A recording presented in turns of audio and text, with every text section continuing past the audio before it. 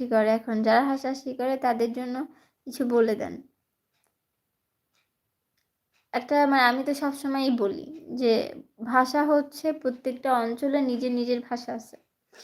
তো এখানে হাসাহাসির কি আছে? এটা তো প্রত্যেকটা মানুষের আঞ্চলিক ভাষা।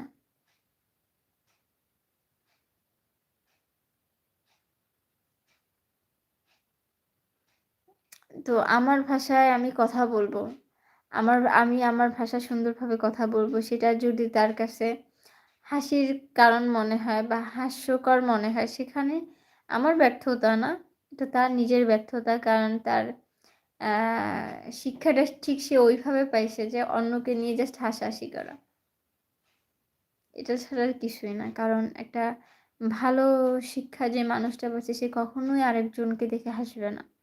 না হাসার কি আছে? আমার ভাষা তো আমার কাছে খুবই ভাল লাগে। আমি প্রাউডলি বলি। যেমন দেখো এটা কিন্তু খুবই ভাল লাগে।